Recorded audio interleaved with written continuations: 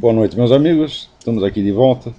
Como sempre, começamos invocando a Santíssima Virgem Maria, o Santo Padre Pio de Pietrelcina, para que rogue a Deus que nenhuma injustiça se cometa nesse programa. Só que falando em injustiça, você vê, chega aqui um aviso que foi publicado no YouTube com o título Pastor é detido em SP, São Paulo, por pregar contra o homossexualismo. Então, vejam vocês, a tal da PL 122 nem foi aprovada, nem é lei, mas já está sendo aplicada. Aliás, o pioneiro nesta coisa foi essa porra desse governador de São Paulo, o tal do Alckmin, que é um bosta em toda a linha, um covardão, mas é um servo do que existe de pior no mundo. Esse camarada foi o primeiro, tá certo, a aplicar uma medida anti-homofóbica, como eles dizem, né, multando, instituindo uma multa contra igrejas, sinagogas, mesquitas, etc., que recusem, por exemplo, a entrada de um traveco. Né? Chega lá um sujeito de 1,80 m, todo peludo, com aquele físico de Schwarzenegger, né? Um sutiã, uma calcinha, né? Se não vestido de freira, com batom até na testa, e o padre, o pastor, o rabino é obrigado a engolir a situação e ficar bonzinho. Quer dizer, o sujeito vai lá para fazer um assinto, para fazer uma gozação, para esculhambar com o culto, violando a lei do ultraje a culto, né? Mas o governo de São Paulo assegura a esses filhos da puta o direito de cometer impunemente o crime de ultraje a culto, porque ele multa o sujeito que protestar contra isso. Então, agora já estão aplicando, né, a lei virtual PL 122. O pastor estava lá na Praça da Sé, fazendo uma pregação bíblica contra o homossexualismo, e pronto, alguém reclamou, a polícia foi lá e prendeu o pastor. Tá vendo? A coisa já começou, gente. Essa história de dizer que PL 122 é apenas para proteger os coitadinhos dos gays que estão sendo perseguidos, isso é uma conversa mole. No Brasil não tem perseguição nenhuma contra gay. A própria prova que eles apresentam prova o contrário. Quer dizer que o sujeito mostra lá que em 20 anos houve 100 crimes contra gays num país que tem 50 mil homicídios por ano. Isso é absolutamente ridículo. Não existe nenhuma violência sistemática contra gays no Brasil. Nem sistemática e nem esporádica. Até a quantidade de ataques esporádicos é absolutamente irrisório. Tá certo? Então esta lei não foi feita para proteger ninguém, não. Essa lei foi feita para criminalizar o cristianismo, para botar centenas de milhares de pessoas na cadeia. Isso vai acontecer. Isso não é brincadeira, gente. Isso faz parte do processo revolucionário mundial, e todos esses filhos da puta que estão agindo, eles são agentes disso aí. Quer dizer, eles não estão protegendo ninguém, eles estão fazendo uma perseguição organizada. Olha aqui, tem esse merda deste ministro do STF, né, que não é nem Supremo, nem Tribunal, nem coisa nenhuma. Aquilo é o escritório, né, escritório da advocacia do PT. Chega esse ministro Carlos Aires Brito dizendo que o preconceito do homofóbico faz os sujeitos chafurdar no ódio.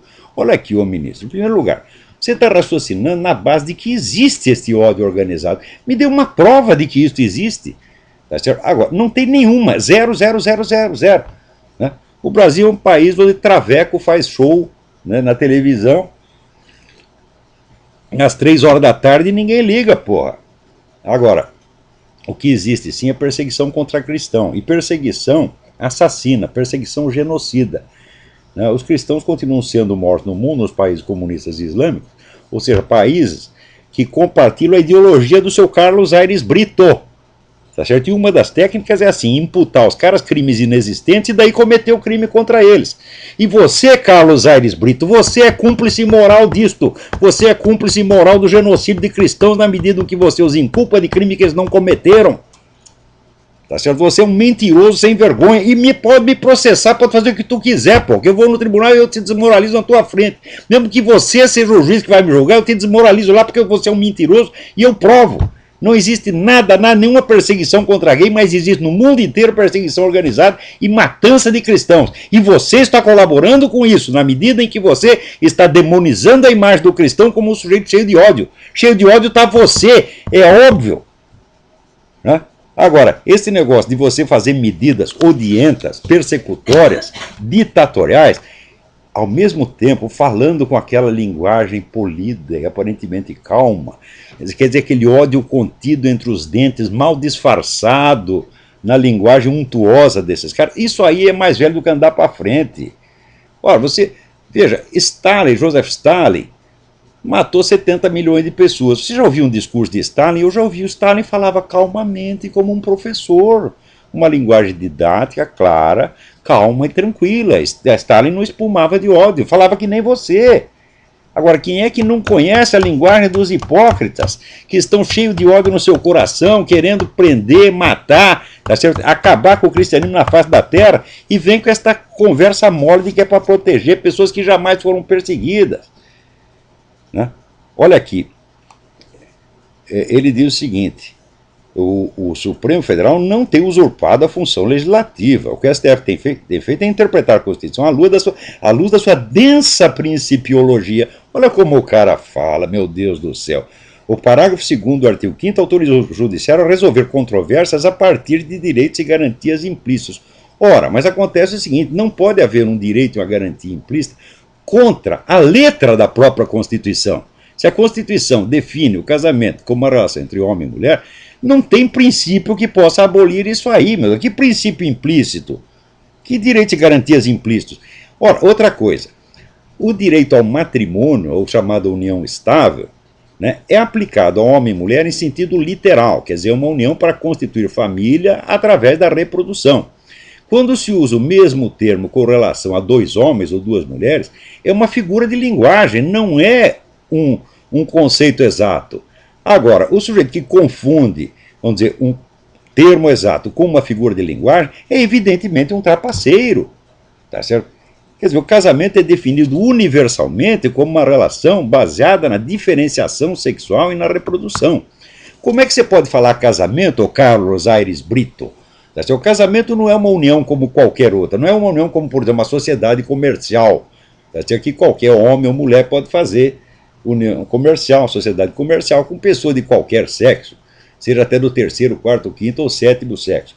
Porém, a relação matrimonial é baseada na diferenciação de papéis sexuais, onde, portanto, existe uma atribuição de direitos e deveres conjugais. Por exemplo, seu Carlos Aires Brito, se o senhor parar de comer a sua distinta esposa, ela pode ir no juiz e dizer: ele não está cumprindo o seu dever conjugal, ele se recusa a cumprir o seu dever conjugal. Agora, o senhor por acaso pode reclamar que a sua esposa não está comendo o senhor?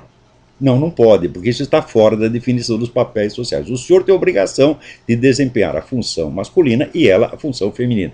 É esta a definição dos direitos e deveres conjugais, que é a definição mesma do casamento. Agora, numa união homossexual, quem tem qual dever conjugal? Quem tem o dever de comer quem e quem tem o dever de dar para quem?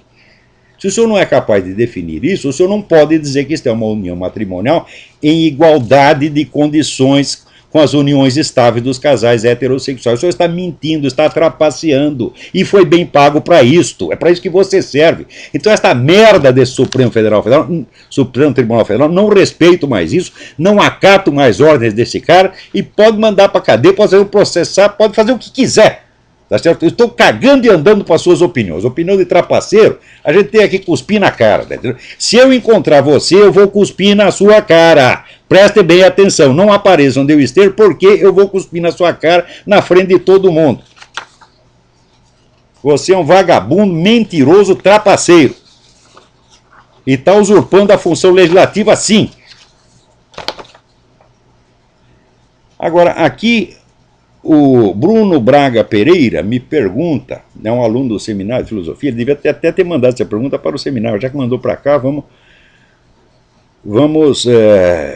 responder. Eu gostaria de um esclarecimento. Qual a contribuição da filosofia de Fichte, sobretudo a sua concepção do eu criador e do romantismo alemão, em seu mergulho na profundidade interior para os desdobramentos posteriores da mentalidade revolucionária? Olha, de acordo com o Fichte, o eu subjetivo é a única realidade que existe. Ele está acima do bem e do mal. Você tá entendendo? Quer dizer, tudo decorre do eu. Ele atribui ao eu humano características que mais apropriadamente se atribuiriam ao eu divino. Na verdade, todo o movimento chamado humanista, que começou no tempo do Renascimento, coloca o ser humano, o indivíduo humano, tá certo, como de autoridade soberana na condução da sua vida. Agora, presta atenção, aí uma sutileza. Uma coisa é você dizer que nenhum ser humano, nenhuma instituição ou nenhum governo pode se sobrepor aos direitos do indivíduo. Outra coisa completamente diferente é você dizer que o próprio indivíduo está livre de quaisquer leis transcendentes ou imanentes. Tá certo? Então, uma coisa é você estar livre do governo, quer dizer, o governo não poder oprimir os direitos do indivíduo. Outra coisa é não haver uma lei divina, que é inclusive imanente na própria alma do indivíduo, e dizer que ele está livre dessa lei. Então, o humanismo sempre teve essa ambiguidade, essa dupla corrente, né? Libertar o indivíduo da autoridade coatora, libertar o indivíduo, vamos dizer, dos B10 que pretendem orientar a sua vida, e libertar o indivíduo da lei moral, libertar do próprio Deus. São coisas completamente diferentes. Agora, na filosofia de Fichte, você tem vamos dizer, esta apologia, né, do eu como autoridade soberana. Então é claro que isso aí acabou contribuindo para a mentalidade revolucionária de qualquer maneira. Porque o que é o revolucionário? É o sujeito que acha que ele conhece o futuro e que, em nome desse conhecimento do futuro, ele então passa a ser o representante do futuro no presente e ele julga o presente com a autoridade do tribunal futuro que ele imagina, que virá quando estiver instaurado o reino da justiça e da paz sobre a terra. Então os tempos passados serão julgados. E ele, então, já se denomina juiz desse tribunal e já julga o presente e o passado agora. E daí manda as pessoas para a cadeia, manda para o paredão, manda para o Gulag, manda para Auschwitz e faz o que bem entende, né? Tudo porque ele é o eu criador, né? Então, Fichte, por um lado, teve grandes contribuições da filosofia. Ele não está brincando, ele não é um charlatão, é um filósofo de verdade, mas com esta teoria da onipotência do eu, sem dúvida, contribuiu para a formação da mentalidade revolucionária. Né? Peraí, tem alguém na linha. Alô, quem é? Alô? É o Olavo? Eu? É o André da França? André, tudo bem? Tudo jóia, graças a Deus. Contigo? Tudo certinho. Tá certo. Ô, Olavo, olha só, só uma informação, né, que eu queria trazer, senhor, e aí eu gostaria de fazer uma pergunta depois, né? É o seguinte, no mês de maio, né, aqui na França, na cidade de Avion, aconteceu aí uma grande manifestação cristã, né, contra um museu, né, que estava expondo lá alguns quadros. Não sei se tinha essa reportagem, ouviu falar? Ouvi falar disso, sim. O povo se levantou com uma manifestação aí de, sei lá, de mais de 2.000 pessoas. Ou seja, consistia, assim, havia imagens, né, dentre elas havia uma imagem, um quadro, onde mostrava, né, nosso Senhor Jesus Cristo mergulhado num copo de urina, né? E aí... Pois é, esse pessoal pode fazer tudo, pode nos ofender, nos insultar, nos perseguir, e no fim os perseguidores somos nós. Nós é que temos a linguagem de discurso de ódio. Olha aí, o seu Carlos Aires Brito gosta disso, né? Jogar o Cristo na urina? Pode. Agora, você dizer que o homossexualismo, segundo a Bíblia, é errado, não, isso é crime, isso é perseguição, isso é discurso de ódio. Até quando nós vamos levar a sério esses vigaristas que estão invertendo a realidade na nossa cara? Os caras mentem cinicamente, porra. É completamente desproporcional o discurso, né? E essa manifestação, ela surgiu mesmo efeito, né? Inclusive, foi tanto de católicos quanto protestantes, mas a maioria é católica. E, bom, houve um partido, inclusive um partido político, né, a direita francesa, aí, o Front National, que participou dessa manifestação, que teve presente, que, vamos dizer, teve uma contribuição aí considerável na manifestação. Enfim, as obras tiveram que ser retiradas, o museu chegou a ficar fechado por alguns dias, né?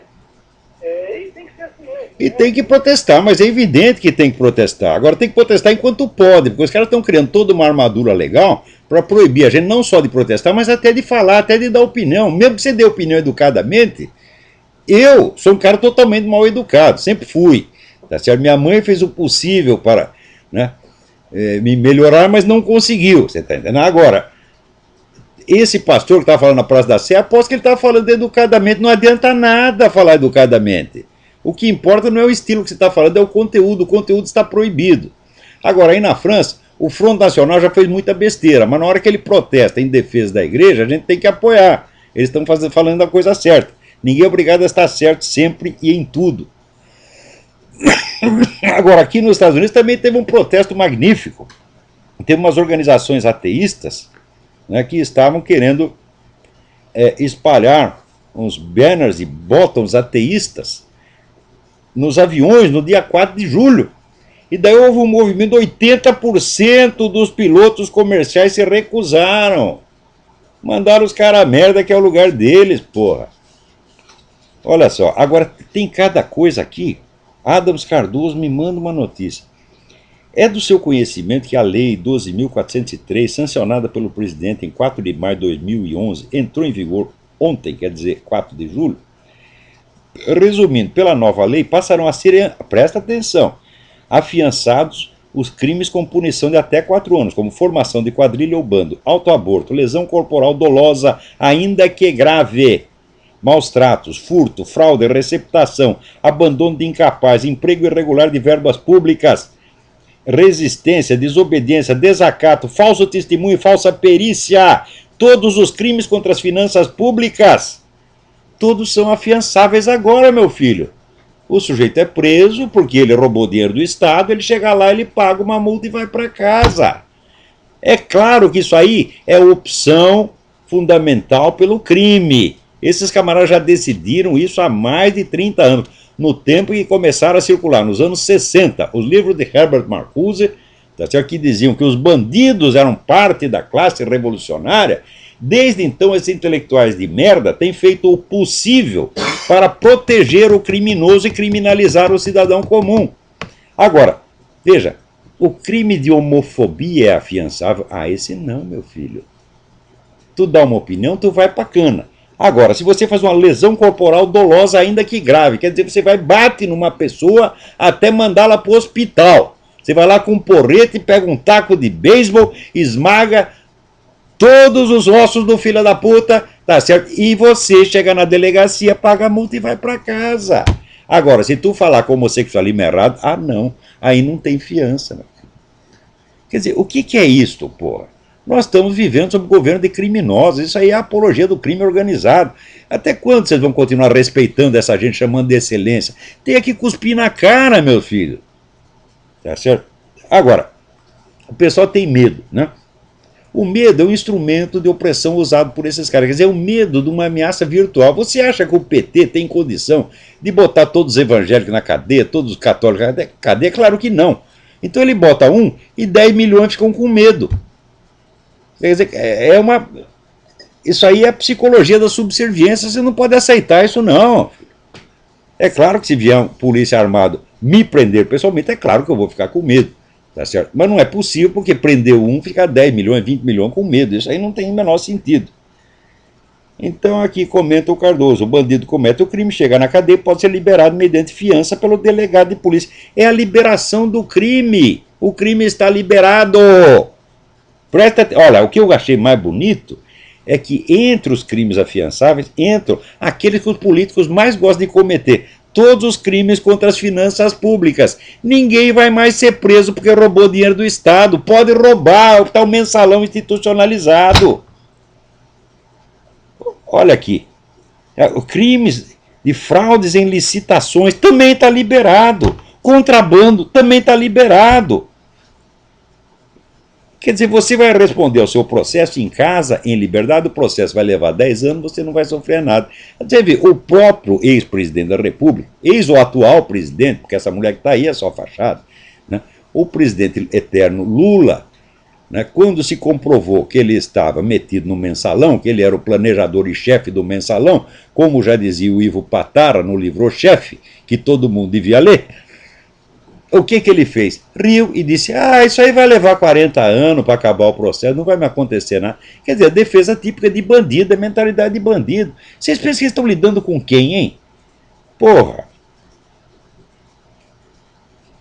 Então, vamos lá, olha tanta merda que chega aqui, porra. Aqui, tá aqui, o seu Geraldo Alckmin. Novamente, decreto de 30 de junho de 2011. Né? está convocando aqui a segunda Conferência Nacional de Políticas Públicas e Direitos Humanos de Lésbicas, Gays, Bissexuais, Travestis e Transsexuais. Agora vai lá, seu governador, vamos fazer um congresso da defesa dos direitos dos cristãos, dos crentes, dos religiosos, vamos fazer? Não, isso não pode. Né? Aí outro dia mesmo, estava lá uma professora da Universidade de Brasília, nem sei onde foi parar essa notícia, falou lá alguma coisa contra movimento gay, pronto, quase apanhou. Quase apanhou da plateia e depois ainda foi punida pelo reitor daquela merda, você está entendendo? Porque a Universidade de Brasília, né, ela começou com uma empulhação montada pelo Darcy Ribeiro, tá certo? Que era vamos dizer, um homem muito inteligente, muito simpático, mas era um vigaristão intelectual de marca. Né? Então aquilo lá virou cabide de emprego para comunista. Depois, quando virou reitor o meu falecido amigo Zé Carlos Azevedo, aquela universidade virou um modelo para o mundo. Né? Era uma universidade respeitada no mundo inteiro. Agora, já voltou aos bons tempos, está pior do que no tempo do Darcy. Né? Tá lá, alguém botou no YouTube, os caras fazendo uma festinha de embalo, tomando pico, fumando maconha. A universidade é para isso, é para fumar maconha, para dar o cu, meu filho. Você não entendeu ainda, porra? Né? Estudar não pode, não. Agora tá aqui o governo sempre dando força para esses caras. E depois ainda vem esse bosta e se apresenta como alternativa ao PT. Ele é a direita do Brasil. Ah, porra, o que é isso? Né?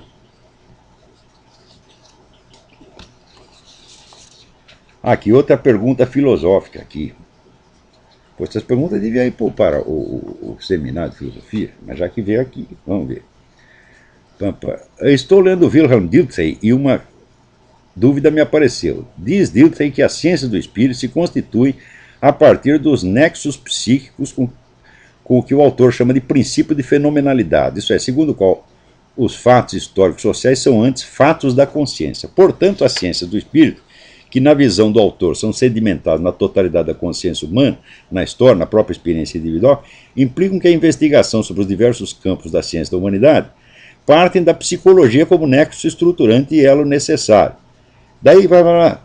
Mas se admitirmos isso, não estaríamos reduzindo a metafísica ao nível imanente? Perfeitamente, Marcos. Quem manda a pergunta é o Marcos Boeira. Perfeitamente. Quer dizer, aí é a influência venenosa do Immanuel Kant, tá certo? Onde nós não estudamos fatos da realidade, nós estudamos fenômenos de consciência, no fundo, os nossos próprios estados de consciência.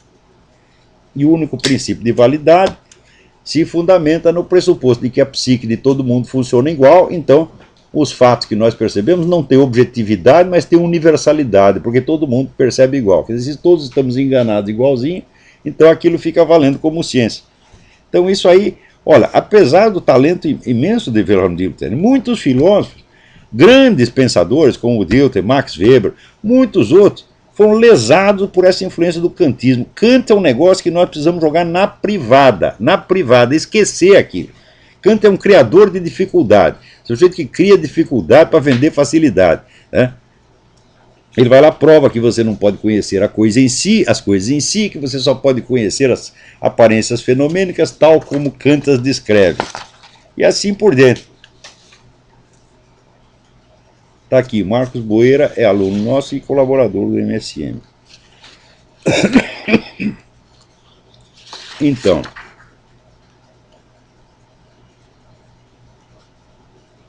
olha aqui, até o Reinaldo Azevedo escreve aqui sobre o negócio da Universidade de Brasília. Né? A Universidade de Brasília é quase lendária. O UNB, que já chegou a figurar entre as mais importantes do país, chegou a figurar entre as mais importantes do país no tempo Zé Carlos Azevedo, não foi no tempo do Darcy Ribeiro, não. Muito menos no tempo desse outro, como é? Até esqueci o nome do cara. É o... Esse que foi governador lá de Brasília também. Cristóvão Buarque, é. Foi só no tempo do Zé Carlos Azevedo. É. Que era um homem preparado, um verdadeiro cientista, preparado no MIT, era um homem sério, e ele construiu a universidade. Agora esses caras estão lá demolindo. Né?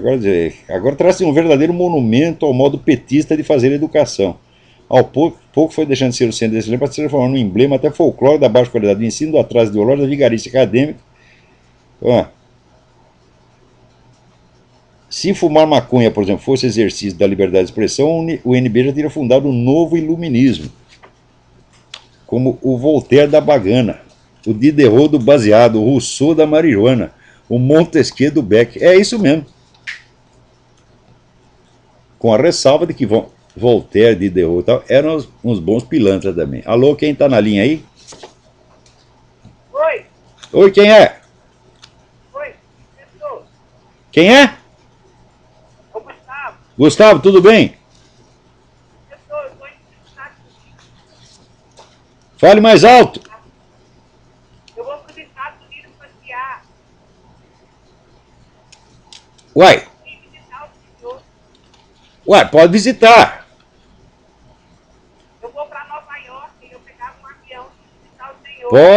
Pode vir visitar. Você simplesmente me informa o número de telefone que você está e eu te informo como é que você chega aqui. Como que eu vou poder falar com o senhor?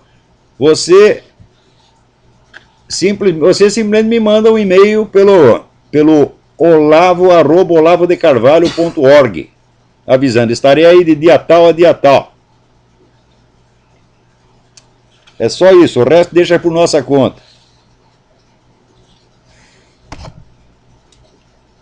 Então aqui, olha aqui, que um negócio impressionante. Eu vou ler a mensagem inteira para vocês. Paula Costa.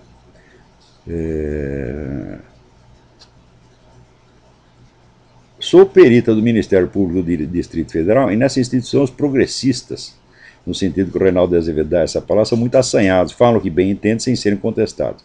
Pois bem, desde que cheguei ali há 1 ano e meio, passei a participar das discussões e os tais progressistas não têm conseguido emplacar uma única discussão, o que os deixou furiosos comigo. Resumindo bem a ópera, estou enfrentando um processo administrativo por conta das opiniões emitidas. Olha aí, Ministério Público, meu filho. Está aí para implantar a injustiça, a perseguição e o crime. Né? Resumindo bem, eles usam palavras de baixo calão, ofensas pessoais, ameaças e eu estou sendo processado. Agora, quando eu chamo um desses caras de filho da puta, que é a linguagem que eles costumam usar normalmente, a linguagem que o presidente usava em reunião ministerial, então eu que sou o boca surda. Né?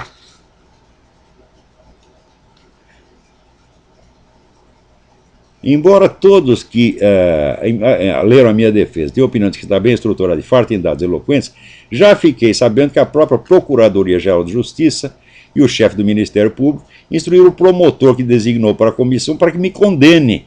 Sinto-me em Cuba ou no Paquistão. Mas você está em Cuba ou no Paquistão? Hã? O Brasil é Cuba com camisinha, meu filho. É isso que está acontecendo. Hã? Agora aqui, já querem criar mais 2 estados, o Brasil vai criar mais cabide de emprego para petistas, dar mais emprego. Você sabe quanto custa um estado da federação? Hã? Então, isso aí é para arrecadar mais imposto e dar mais dinheiro para petista. Puta vida. Aqui, está lá no portal da Band a notícia.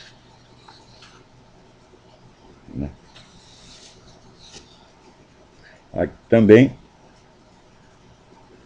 aqui a Ana Elisa me manda um negócio dizendo, olha, estardalhaço criado na mídia, forçando a briga entre os sócios controladores do Pão de Açúcar e Carrefour, está camuflando uma operação do governo para influenciar e intervir diretamente no setor do supermercado. Lamentavelmente, o governo está articulando nos bastidores mais uma intervenção direta na economia do país. Mas é assim mesmo, porra. Essas fusões todas, elas fazem parte da estratégia revolucionária. Isso aí é mais antigo que andar para frente. Aqui, Carlos Rodrigo Pioli manda aqui. Eu gostaria que o senhor publicasse seu perfil no YouTube um vídeo que falasse um pouco sobre as urnas eletrônicas, segundo denúncia do deputado Fernando Chiarelli. O deputado Fernando Chiarelli há tempos está denunciando que as eleições no Brasil são completamente fraudadas por via eletrônica. Faz tempo que ele está falando disso. E olha, as coisas que ele disse são sérias. Tá certo? E por causa disso já tem recebido ameaça de morte. Agora, alguém coloca lá no YouTube um texto dizendo o seguinte: o Olavo de Carvalho é pró-judeu e pró-maçom.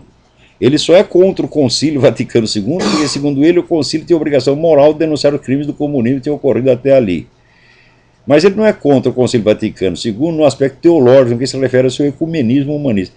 Ecumenismo humanista é o cu da sua mãe, rapaz. Que história é essa de contra ou a favor? Você acha que eu estou aqui para ficar julgando tudo? Eu sou contra isso, contra aquilo, contra aquilo, contra aquilo. Sou a favor disso, disso, disso. Quer dizer, o seu pensamento é assim, isso é pensamento de quem só tem dois neurônios, um que vai, um que volta, um que é a favor, outro é contra. Pensar no entender desses filhos das putas é botar um carimbo. Sou contra, sou a favor. Sou contra, sou a favor. Ora, meu filho, a gente pode ser contra ou a favor ideias e atitudes. Agora, contra ou a favor povos e instituições não tem o menor sentido. Como é que eu vou ser contra ou a favor de um treco chamado judeu? Povo judeu. O povo judeu é uma ideia, é uma doutrina, é um partido político, não é um povo. Não faz sentido você ser nem contra nem a favor. Essa categoria não se aplica, meu filho. Está entendendo? Com relação, vamos dizer, à maçonaria, eu digo, olha, primeiro, a maçonaria é um fenômeno muito complexo, existem diversas maçonarias, umas contra as outras, aquilo é uma confusão dos diabos.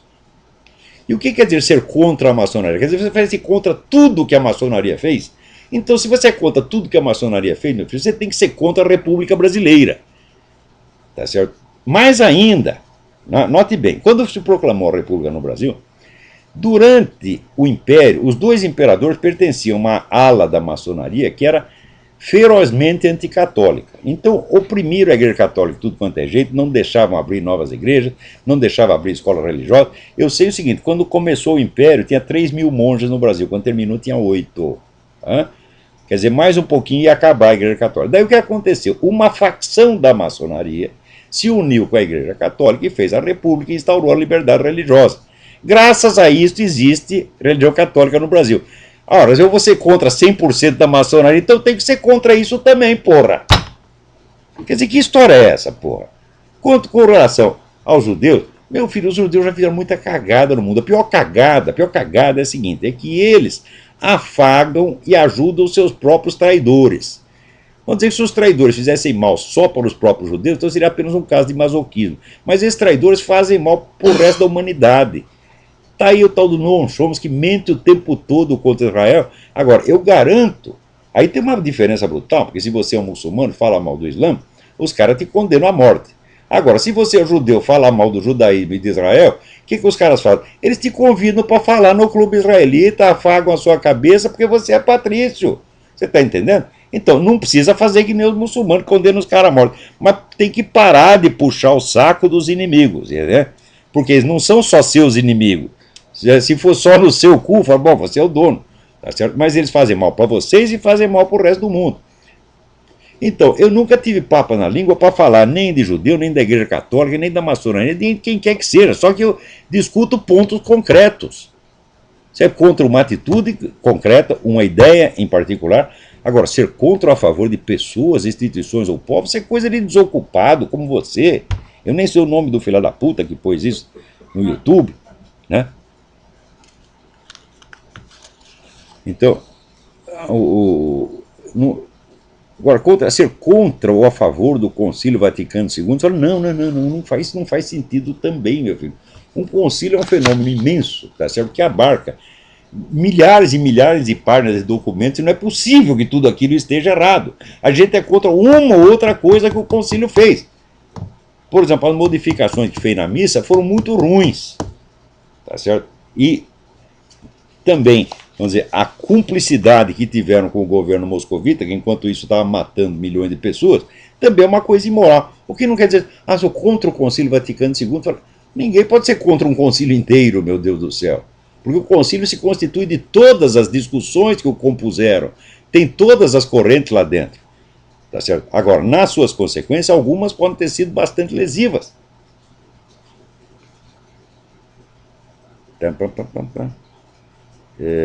Agora, alguém pergunta aqui, Roberto Silva, o que o Olavo ficou devendo ao ex-presidente falecido Itamar Franco? Foi o homem que acabou com a inflação, porra. Você talvez seja muito novo para você saber o que é você viver sem saber quanto você vai ganhar no fim do mês, porra. Né? Você tem um salário nominal, esse salário pode valer alguma coisa, pode não valer nada. Então você ficava na mão dessa coisa, porra. Quer dizer, a inflação comia metade do seu trabalho todo mês, porra. Isso aí durou 50 anos e foi o governo Itamar Franco que acabou isso. Como é que nós vamos dizer que o cara não fez nada? Outra coisa, ele tem muito pouco tempo para governar. Se tivesse mais tempo, teria feito outras grandes coisas.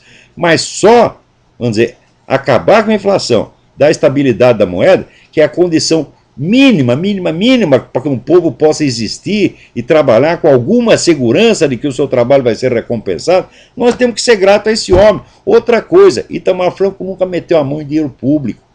Todos se meteu, estão todos sujos. Itamar não se sabe nada contra ele. A única coisa que sabe ele é que ele apareceu no palanque com a tal da Lilian Ramos, que estava lá com a buceta meio à mostra, e fotografaram de baixo, aparecia a xoxota da dona.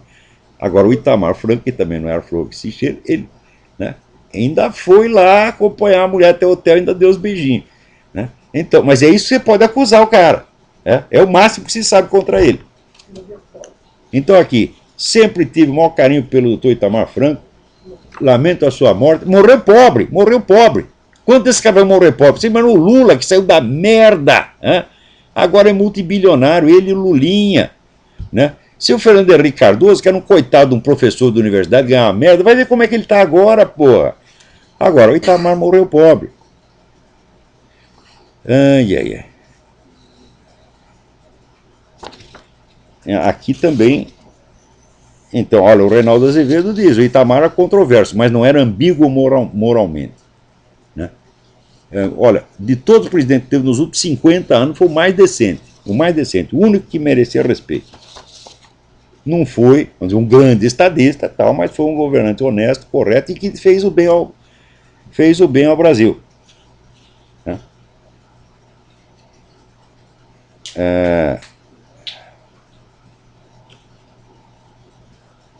Peraí, tem mais alguém aí?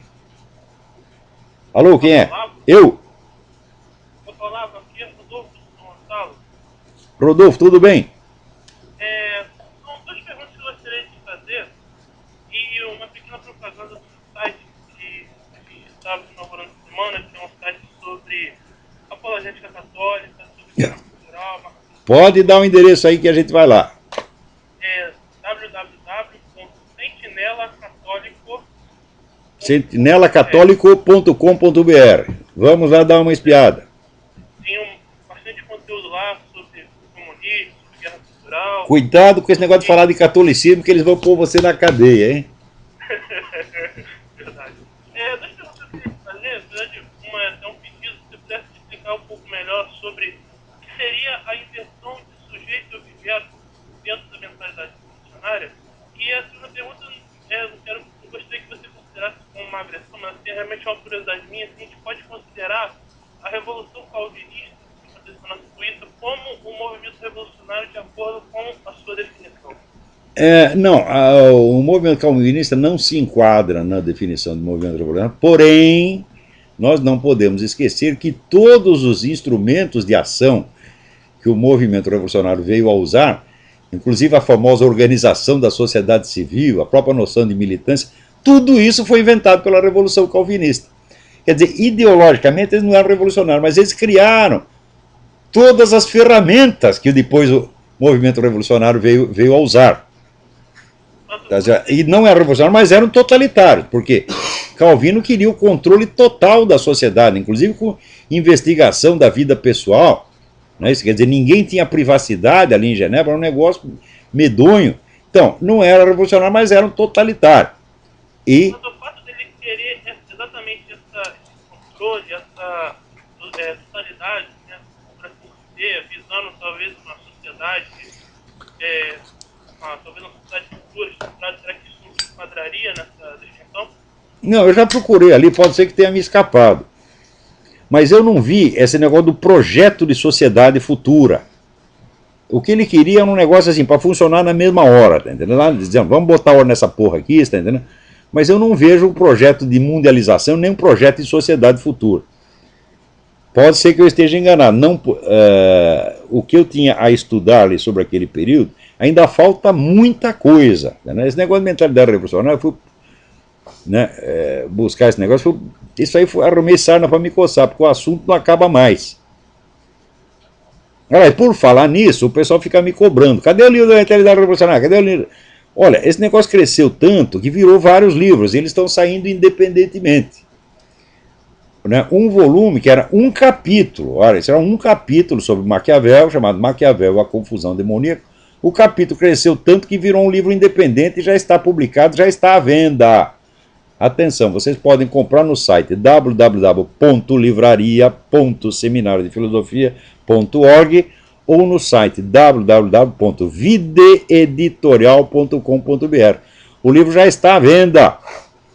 Meu livro sobre Maquiavel, que era um capítulo da mentalidade revolucionária. Agora estamos preparando um outro livro que também cresceu, era um capítulo também, cresceu demais, que é o capítulo sobre a paralaxe cognitiva.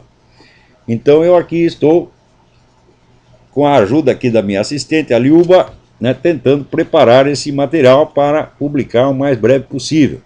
Depois, o livro sobre capítulo sobre Descartes. Esse então cresceu mais ainda que os outros dois. Então tudo isso aí vai ser publicado sob a forma de livros independentes, não tem outra solução. Depois, talvez, numa outra edição, talvez a gente organize e dê um sentido unitário, né, uma coleção inteira. Mas por enquanto eu estou soltando os pedaços independentes. Mas, veja, esta parte do protestantismo, isso para mim é o maior abacaxi que tem. Porque, na verdade, me parece uma coisa contraditória. Mas existem coisas contraditórias na realidade. Não é porque eu encontrei uma contradição, né, que eu vou negar que ela exista. Eu falo, não, um movimento vasto pode ter vários aspectos contraditórios internos, como todos os movimentos têm. Então, eu não encontro ali, no Calvino, os princípios do discurso revolucionário, mas encontro os princípios do totalitarismo e encontro o instrumental revolucionário. Então, isso parece uma coisa contraditória, mas me parece que o calvinismo é realmente um fenômeno composto, né? E, no caso, você poderia explicar um pouco melhor sobre esse lance da transferência do sujeito objeto dessa inversão? Mas isso é simples. A explicação causal que os revolucionários arrumam para tudo o que acontece, na explicação causal deles, sempre o autor das ações deles próprios são os outros. Né? Por exemplo, agora mesmo eu estou estudando um livro esplêndido chamado Icebreaker, Quebra-Gelo, do Viktor Suvorov, sobre como a União Soviética foi preparando a Segunda Guerra Mundial desde 1920, e montando tudo para que eclodisse uma nova guerra mundial, porque a primeira não tinha sido suficiente para derrubar todas as democracias e instaurar o socialismo. Daí eles falaram, precisamos de outra guerra. Então começaram a tomar grandes medidas estratégicas para provocar uma segunda guerra. E em seguida lançava a culpa nos outros. Eles sempre fazem isso. Como, por exemplo, o Vietnã do Norte invade o Vietnã do Sul. Daí os Estados Unidos, que tem um acordo com o Vietnã do Sul, manda tropas para lá. Resultado, a coisa é descrita como uma invasão americana. É sempre assim. Né? Todo esse pessoal que o regime comunista mandaram para o Gulag, o regime nazista mandaram para o Auschwitz, né, eles sempre diziam que o governo estava sendo pressionado, estava sendo acuado por esta gente e forçado a reagir. Agora você imagina, né, aqueles judeus do gueto, né, e uns velhinhos, né, lendo a Torá debaixo do braço, tal, que perigo podiam apresentar para o regime? Que ameaça podiam fazer para o regime? Nada. Então, o fator ativo é explicado como se fosse vítima passiva. Isso é universal. Você vê, na França existia um fenômeno que se chama La Grande Peur. La Grande Peur é o seguinte: alguém anunciava que o rei, que estava no exílio, tinha montado um exército e estava para invadir aquela região. Imediatamente distribuiu armas para o povo saía matando gente a esmo sem saber quem era quem. Isso foi uma epidemia de matanças. Olha, o rei não tinha exército nenhum, o rei não estava lá, o rei estava em outro país, né? Em suma, eles queriam fazer a matança, então inventavam um pretexto de maneira que o autor da matança fosse a sua própria vítima. Isso é normal na mentalidade revolucionária. Ok, Olavo, obrigado. Muito obrigado aí pela oportunidade. Que Deus te abençoe. A você também. Boa sorte no seu site. Muito obrigado e até a próxima. Até a próxima. Agora, olha aqui. Uma corte federal em Tacoma, estado de Washington, né, recebeu lá um pedido de inúmeros defensores do casamento tradicional pedindo proteção policial, porque todos eles estão ameaçados de morte por ativistas homossexualistas. Então você veja, outro dia eu vi no YouTube uma gravação magnífica do pastor Silas Malafaia denunciando os ataques assintosos, insultuosos, blasfemos que o pessoal, durante passeata gay, faz contra a Igreja Católica. Faz isso impunemente sob a proteção do Estado. Agora, se você dissesse homossexualismo é errado, você está com um discurso de ódio. Hã? Então aqui, os caras para fazer ameaça de morte, para eles não custa nada. Por exemplo, praticamente todos os líderes defensores do casamento tradicional no estado de Washington estão sob ameaça. Isso aí não tem problema aqui. As frases que os caras recebem: eu vou matar você e sua família. Né? Então, this woman is so fucking stupid. Someone please shoot her in the head. Again and again and again.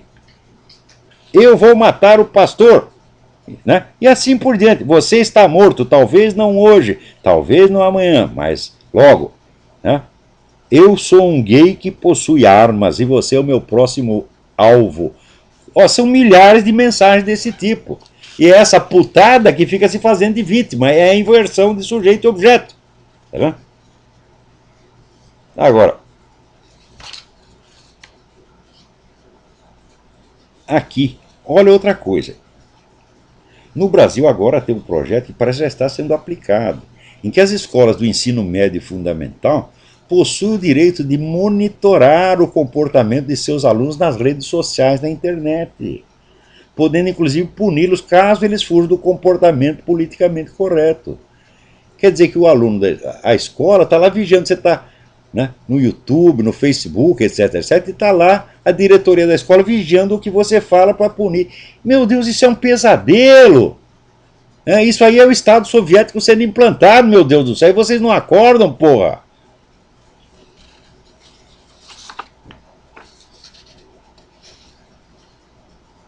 Olha aqui. Bom, aqui nós estamos terminando, mas eu queria falar uma coisinha a mais, que não é notícia. Eu estou escrevendo um negócio aqui, daqui a pouco vocês vão ler.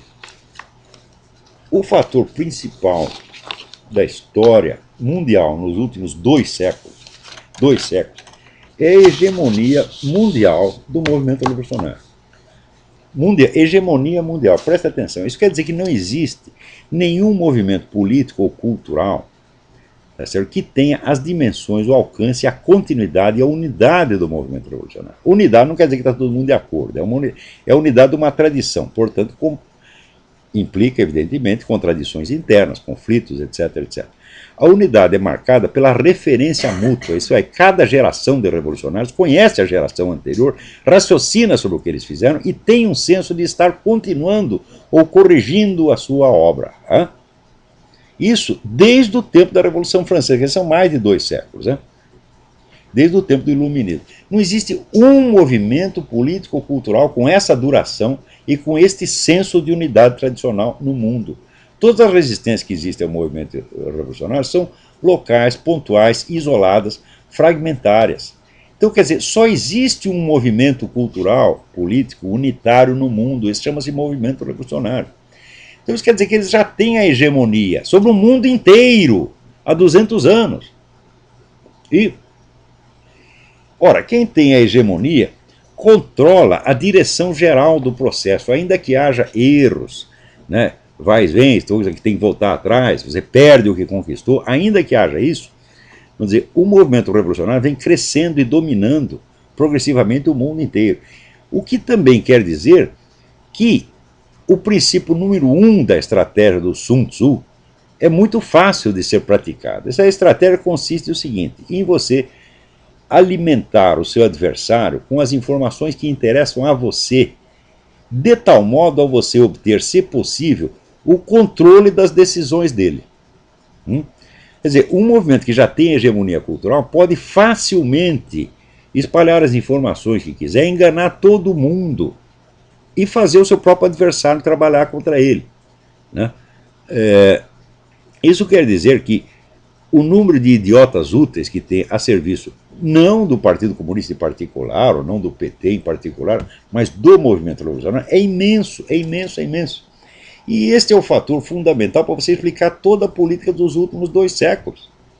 Isso quer dizer que você escapar da lógica do movimento revolucionário é muito difícil.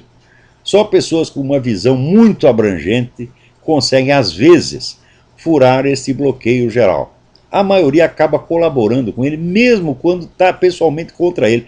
Por exemplo, quando eu leio os números da revista Foreign Affairs, que é a revista do Council of Foreign Relations, todas aquelas análises são fundadas em pressupostos do movimento revolucionário, ainda quando estão ali defendendo interesses nacionais americanos, etc, etc.